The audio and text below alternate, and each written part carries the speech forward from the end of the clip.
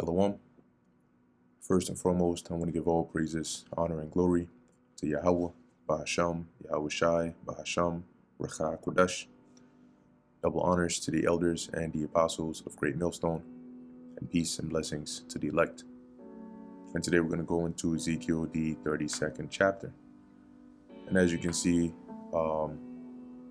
the headline here says lament over Pharaoh and Egypt, which when you, a lamentation, right? In this case, it's really like a sometimes in the form of like a poem or a song or whatnot. But the point is, in a lamentation, it's not a literal word for word. Most things are said metaphorically or poetically to convey a certain message. And as we read through this chapter, Ezekiel is basically taking up this lamentation for Egypt, and all in all, it's to speak against Egypt concerning the judgment that the Lord is going to bring upon them. Now, we know that in secular history, in ancient history, the Lord did bring judgment upon Egypt, just as he did to the neighboring lands. Okay, but there are also certain parts in here that apply to the modern day Egypt, aka America, all right, which we're going to go through. So this is the book of Ezekiel chapter 32, verse 1.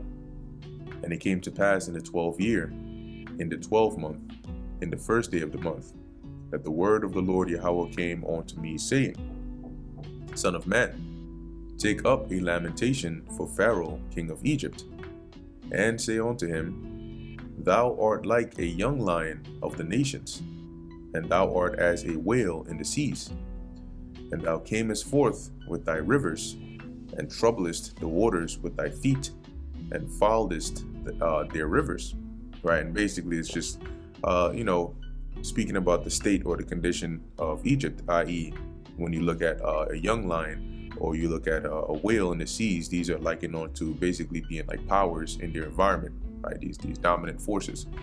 Okay, and here it says here, you trouble the waters. Like if you had like this whale or this big fish, in this body of water. Verse 3: Thus saith the Lord Yahweh, I will therefore spread out my net over thee with a company of many people, and they shall bring thee up in my net.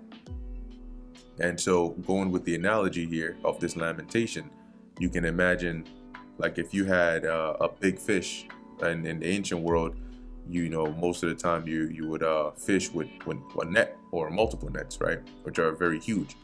So if you were trying to gather, catch either a group of fish or one big fish, you would have different people, right? Many people, fishermen, and they would all be holding the net on one end, and then they would drop it on one side to basically trap the fish in the net. Okay, and that's the analogy that's being used here, right? The Lord is saying, I'm gonna spread out my net over you with a company of many people, like a group of fishermen trying to catch fish, and they shall bring thee up in my net, so that you're gonna get caught up in it. Which is just another metaphorical way of the Lord saying he's going to bring judgment. Okay, he's going to ensnare Egypt and bring judgment upon him. Then I will leave thee upon the land, and I will cast thee forth upon the open field, and will cause all the fowls of the heaven to remain upon thee, and I will fill the beasts of the whole earth with thee. Right, so what happens when you take a fish out of water? It's pretty much put it at a disadvantage, and it's going to die, right? And on top of that, as it says here, the Lord said he's going to cause the fowls of the heaven to remain upon them, and the beasts of the field to be filled with them, right? So they're going to come and devour that fish. And I will lay thy flesh upon the mountains, and fill the valleys with thy height. I will also water with thy blood the land wherein thou swimmest, even to the mountains, and the rivers shall be full of thee.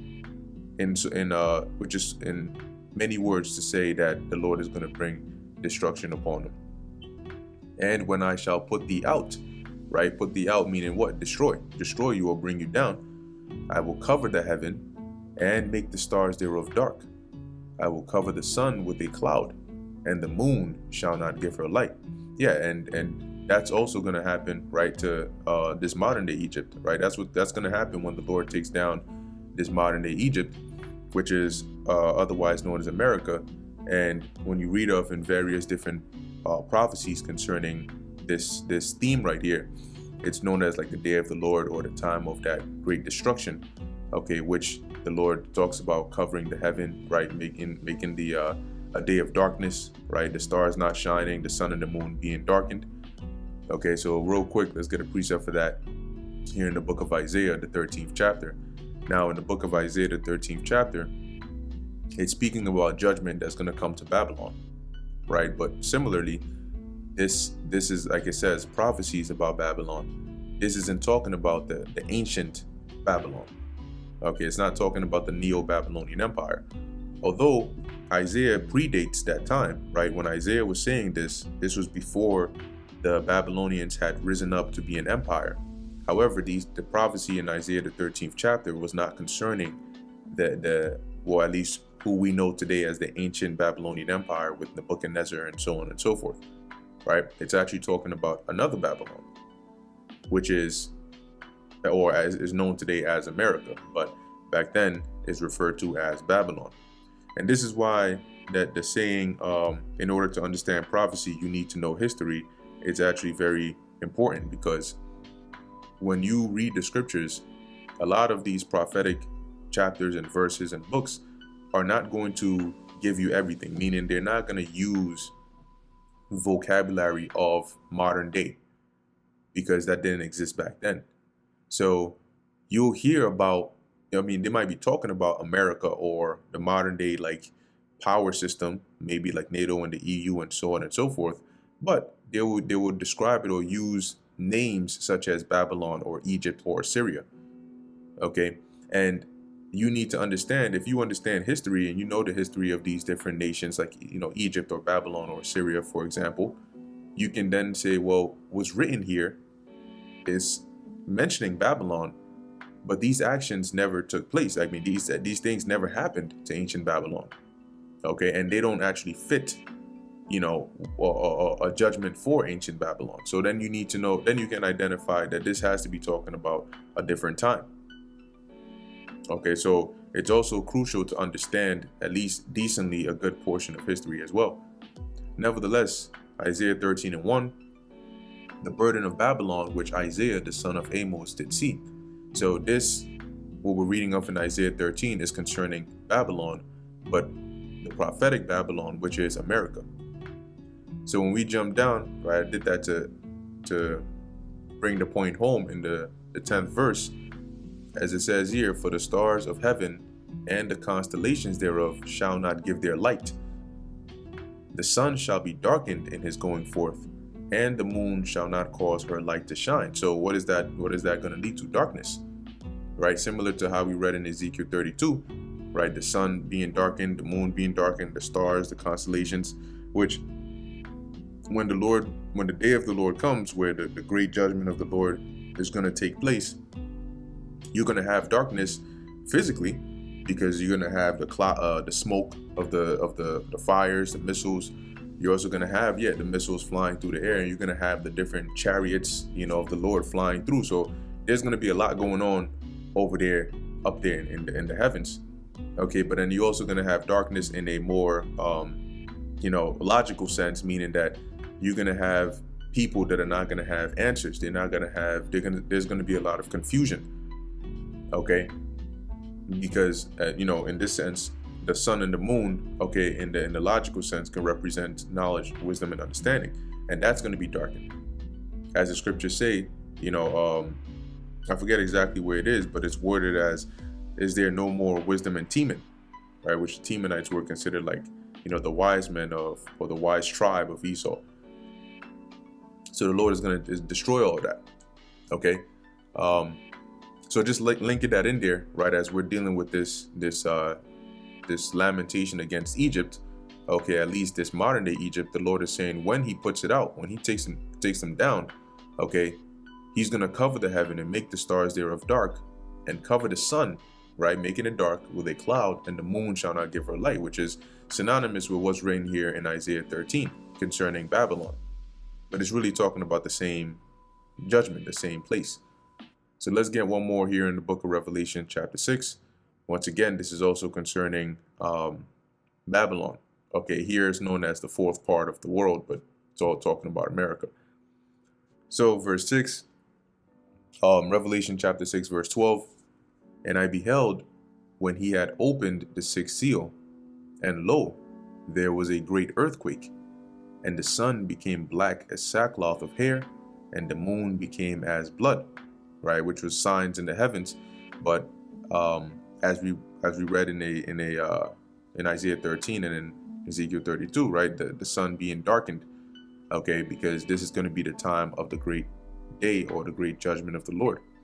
And that earthquake or those earthquakes are going to be caused by the force of those missiles hitting. Okay, as those missiles hit, you know, they hit different parts of the world.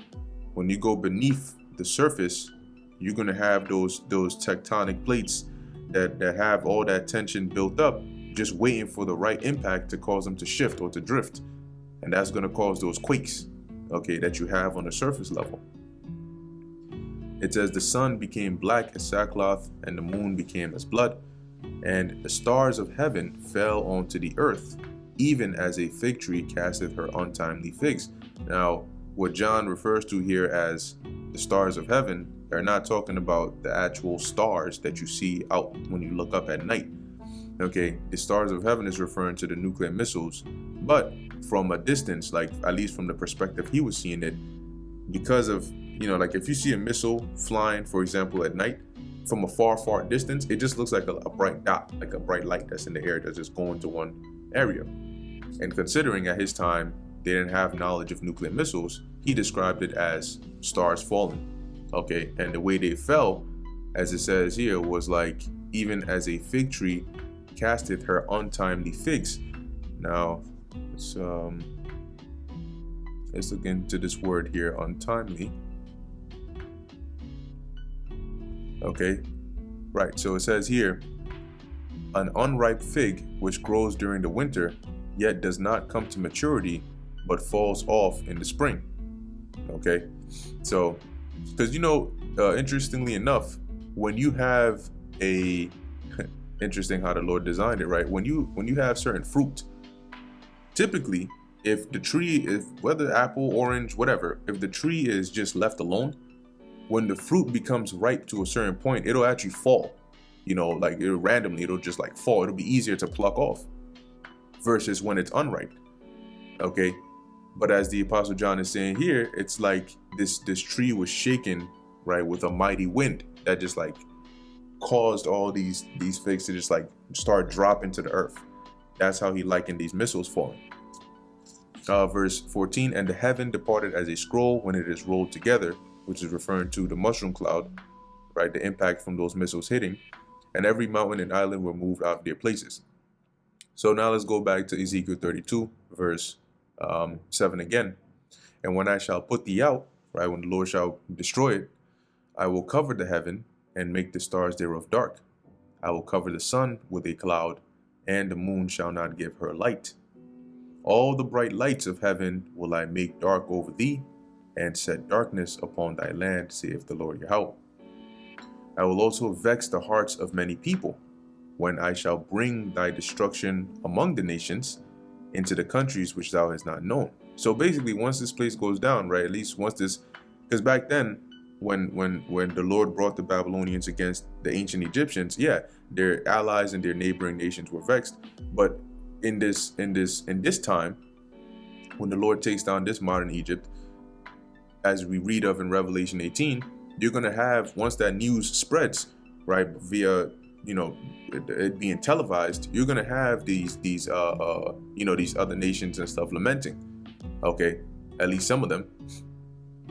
So let's read a little bit more, then I'll get that precept. Verse 10, yea, I will make many people amazed at thee. Amazed not in the sense, when you see the word amazed here, it's not used in the modern sense of amazed. Like typically when people hear of the word amazed today, they think of it in a positive sense. But the word amazed is synonymous with like being astonished or shocked.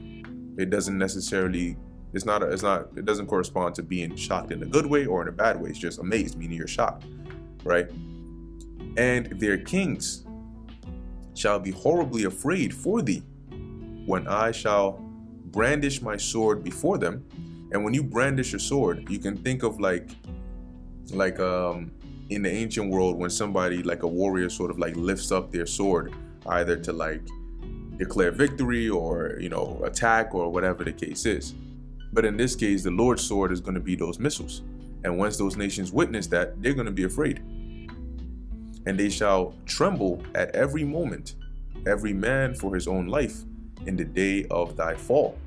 Right? So now let's go real quick to Revelation chapter 18, verse 9. Lament for Babylon and the kings of the earth, right? As we just read, the kings of the earth who have committed fornication and lived deliciously with her. So the kings of the earth are these, you can just say representative of these other nations and countries. And as it says, who have committed fornication and lived deliciously with her, the her being America. And the way that they commit fornication and live deliciously with her is through these deals and these trade deals and agreements and alliances and stuff that they form. So when they see the destruction of this place, they're going to, as it says, shall bewail her and lament for her when they shall see the smoke of her burning, standing afar off for fear of her torment, saying, Alas, alas, that great city Babylon, that mighty city, for in 1 hour is thy judgment come. So they're going to be afraid, as we're reading of here, okay, at the day of thy fall. So when they hear, like it says, the judgment is coming in 1 hour, when they hear that, the destruction, okay, they're going to be afraid. Verse 11, for thus saith the Lord Yahweh, the sword of the king of Babylon shall come upon thee. Right, which this did happen historically. Okay, the Babylonians did come against them. Verse 12, but by the swords of the mighty will I cause thy multitude to fall, the terrible of the nations, all of them, and they shall spoil the pomp of Egypt, and all the multitude thereof shall be destroyed. So when the Babylonians went against them, yes, they did do that, right? But in today, the mighty of the nations are going to be these nations that are going to end up using their sword, which in today's terms or in today's day would be their missiles, okay, are going to be nations like Russia and Iran and China and even the NATO and the EU, the so-called allies of modern Egypt, which is America. And that's pertaining to Revelation, the 17th chapter, all right, right around the last few verses. Okay, as it says here, I will cause the multitude to fall, the terrible of the nations, all of them. And I believe it's somewhere in the book of Jeremiah, it says, all ye that bend a bow, right, basically surround her, gather round about, and spare no arrows. The bow and the arrows are talking about the nations that have missile technology, missile capability.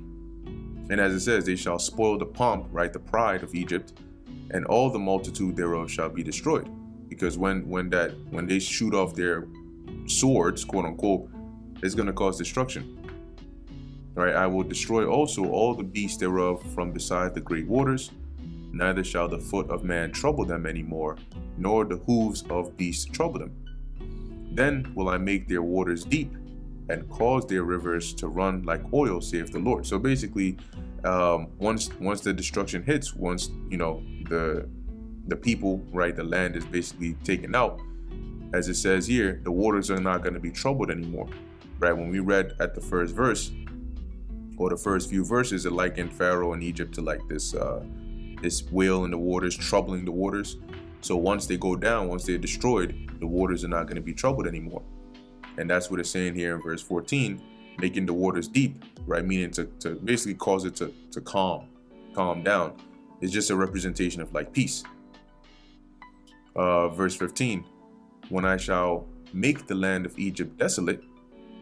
And now the ancient Egypt wasn't made desolate, right? It was overrun. It was taken over. They were taken captives. But from the time of Nebuchadnezzar, when you go to the time of Alexander, right, Egypt was still there. When you go to the time of the Romans, Egypt was still there. So it wasn't made desolate like how modern day Egypt is going to be made desolate. And the country shall be destitute of that whereof it was full. So basically, what made the land full, or what made the country full? The people, the buildings, the infrastructure, all of that. But it's going to be destitute of that by what? By way of destruction. And what's really going to be able to cause that much damage? Thermonuclear destruction. When I shall smite all of them that dwell therein, then shall they know that I am the Lord Yahweh, right? Because the Lord is known by his judgments. This is the lamentation wherewith they shall lament her. The daughters of the nations shall lament her, which are these other nations. They shall lament for her, even for Egypt, and for all her multitude, saith the Lord, because they're going to witness that destruction. And they're not really going to lament because they love this place. It's going to be because they're afraid and because they're losing business. Verse 17, it came to pass also in the 12th year, in the 15th day of the month, that the word of the Lord Yahweh came unto me, saying. Now, from verse 17 on down, it's also still talking about the downfall of Egypt, but really all it says it in a poetic way in so many words, but it's all really just saying, when you look at these other nations like the Assyrians and the Zidonians and so on and so forth, as we're going to read, they at one point ruled, they at one point had dominion, but they were cast down, okay, brought down, basically taken down, destroyed, taken out of power. And just like all these nations, no matter how big they were brought down. So it's going to be, that's how it's going to be for Egypt here. All right, so this is verse 18. Son of man, wail for the multitude of Egypt, and cast them down, even her and the daughters of the famous nations, onto the nether parts of the earth. And the nether parts of the earth is considered the grave, right? With them that go down to the pit. Who goes down to the pit? Those that are dead. The pit is the grave. Okay, the nether parts of the earth are, like you would say, 6 feet under. So it says here, and cause her and the nations, right, to be brought down to the nether parts of the earth, meaning they're going to be brought down, right? They're going to be, it's just a metaphorical way of saying that they're going to be brought down from whatever state or condition they're in into a low state. Whom dost thou pass in beauty? Go down and be thou laid with the uncircumcised. And who are the uncircumcised? The uncircumcised are these other nations. Okay, at least in this case, those that have been brought down, that have been taken out of power. So it's basically saying here, you're going to join them. They shall fall in the midst of them that are slain by the sword. She is delivered to the sword. Draw her and all her multitudes. So basically, just like those that were that are dead, she's also going to be destroyed, and she's also going to be put in that same place with them. So you can think of the analogy like when you're burying bodies, right? If you have like 3 bodies in a grave, if you're not in, like, maybe in war, for example, you dig a nice grave, you got like 3 bodies in there. These people died in the battlefield, and then you got this other one that's about to die right now.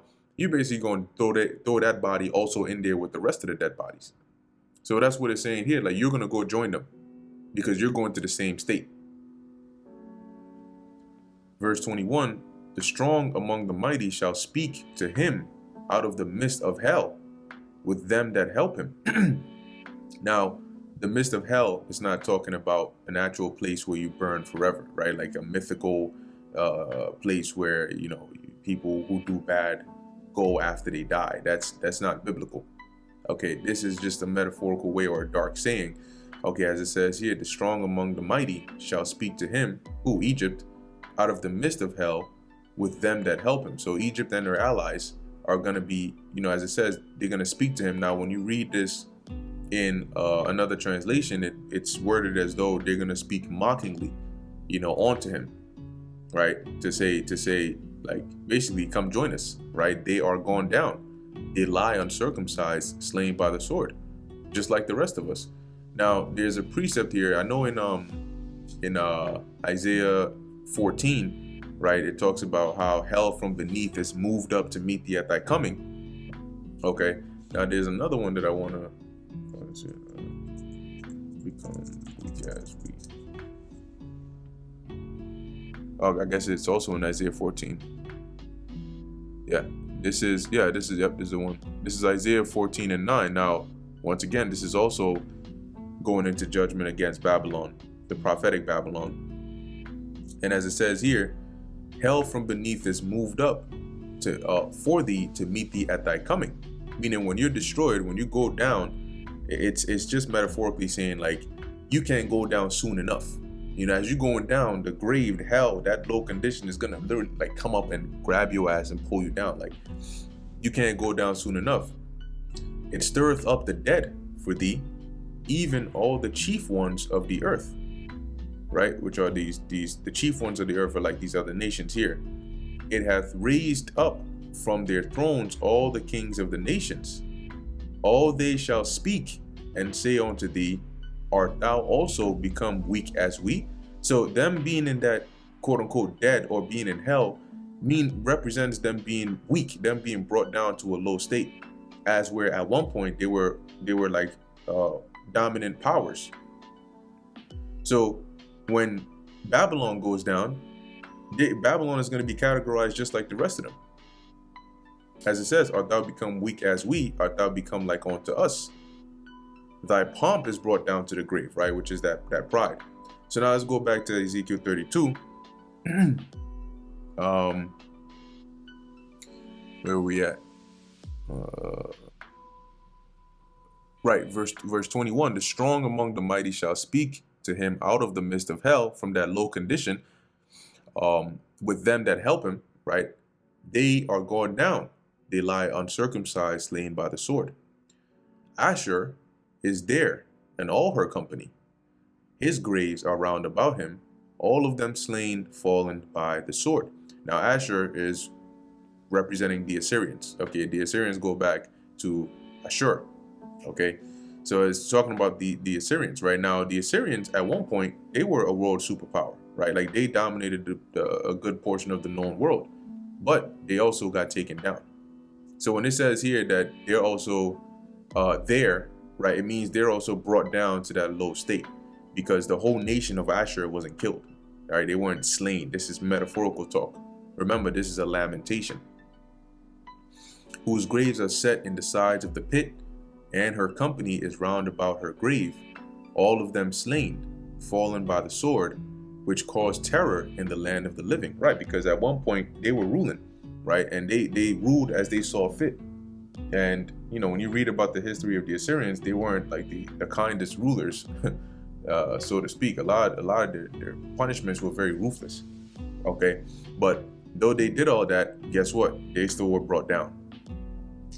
Verse 24, there is Elam, and all her multitude round about her grave, all of them slain, fallen by the sword, which are gone down uncircumcised into the nether parts of the earth, which caused their terror in the land of the living, yet have they borne their shame with them that go down to the pit. So you had the Elamites, which at one point, they also, quote unquote, caused terror in the land of the living, right? They also ruled, they also had dominion, but they also went down to the grave, like they also got taken out of power. Okay, that's what it means by them bearing. Born means to carry, right? Your shame with them that go down to the pit, meaning to the grave. And it's not literal. Verse 25, they have set a bed in the midst of the slain with all her multitude. Her graves are round about him, all of them uncircumcised, slain by the sword. Though their terror was caused in the land of the living, yet have they borne their shame with them that go down to the pit. He is put in the midst of them that be slain. Okay, and in so many words, it's basically just saying that just like everybody else, just like all these other nations that came up into power at one point and were brought down, when Elam came up into power, they also got taken down. They also got brought down like the rest of them. And all of this is to emphasize the point that Egypt, just because, you know, you were in power at one point, you're also going to go down just like the rest of them. There is Meshach, Tubal, and all her multitude. Her graves are round about him, all of them uncircumcised, slain by the sword, though they caused their terror in the land of the living. And yet, Meshach, Tubal, these Japhetic nations as well, they also ruled. But remember that not every dominion of the heathens were on the level of like a world superpower, right? We have a handful, but just because other nations didn't rule or dominate the known world like the rest doesn't mean that they didn't have some form of dominion as well. And they shall not lie with the mighty that are fallen of the uncircumcised, which are gone down to hell with their weapons of war. And they have laid their swords under their heads. So it's using like the analogy of, you had in the ancient world when like certain customs, when certain warriors died, they would bury them with their weapons. Okay, and with the women, they would bury them with like some other, maybe like a mirror or something like that, right? And it was believed that they would go to the afterlife, with their weapons or whatever the case is. Like even I think the Egyptians, they buried their pharaohs with, gold and all of these things, thinking that they could take it with them. Clearly, that's not the case. So it says, and they shall not lie with the mighty that are fallen of the uncircumcised, which are gone down to hell, which is the grave, with their weapons of war. And they have laid their swords under their heads, but their iniquities shall be upon their bones, though they were the terror of the mighty in the land of the living. So they're going to go down just like all these other nations, regardless of what kind of authority, what kind of rulership, what kind of terror they caused when they were in power. Yea, thou shalt be broken in the midst of the uncircumcised, and shall lie with them that are slain with the sword. There is Edom, her kings, and all her princes, which with their might are laid by them that were slain by the sword. When people are slain by the sword, where are they laid? They're laid in the grave. So in this lamentation, it's likening when it says that they had their terror in the land of the living, it means they had their time to rule, like they had their time of dominion. And then when it likens them being brought down to the grave, it doesn't mean that they got extinct or they got exterminated. It just means that they got taken out of power. Okay, so just like the Assyrians, just like the Elamites, just like the Edomites, okay, and all these other nations that were mentioned in here, as it says here, they shall lie with the uncircumcised and with them that go down to the pit. There be the princes of the north, all of them, and all the Zidonians, which are gone down with the slain. With their terror, they are ashamed of their might, and they shall lie uncircumcised with them that be slain by the sword, and bear their shame with them that go down to the pit, just like the rest of them. Pharaoh shall see them, and shall be comforted over all his multitude. Now, when it says comforted, it doesn't, let's actually go into some of these definitions here, because there's different use cases for that word there. Okay, so you have here nacham, and it says one of the cases here is to be sorry, to console oneself, to repent, to regret. Then you have to be comforted. So depending on the use here, right, you have to be sorry, to be moved to pity, to suffer grief, to repent. Okay, and then you have one here which is actually to comfort, to console. So basically it's saying here that when Pharaoh shall see them and shall be comforted over all his multitude, not in a good sense, he's going to regret, he's going to have that grief. Why? Because as it says, even Pharaoh and all his army slain by the sword, saith the Lord, because they're also going to be brought down. Okay, for I have caused my terror in the land of the living, and he shall be laid in the midst of the uncircumcised, with them that are slain with the sword, even Pharaoh and all his multitude, saith the Lord Yahweh. So all in all, to say that just like all these other nations ruled, and they were taken down and brought to this low state, so will Pharaoh, which really represents Egypt, okay, which ultimately is going to be this modern day Egypt. They're also going to be brought down just like the rest of these nations. And not only are these nations going to be taken out of power, we know that pertaining to prophecy, they're going to be in captivity. Okay, they're all going to go into captivity under the Israelites. Okay, and then after that, that's when we know the other nations are going to, get their lands back, but there's going to be a different story for you Edomites. Anyway, that's pretty much the end of Ezekiel, the 32nd chapter. Lord willing, that was edifying to the elect. In closing, I want to give all praises, honor, and glory to Yahweh, Bahasham, Yahweh Shai, Bahasham, Racha, Kodash. And until next time, Shalom.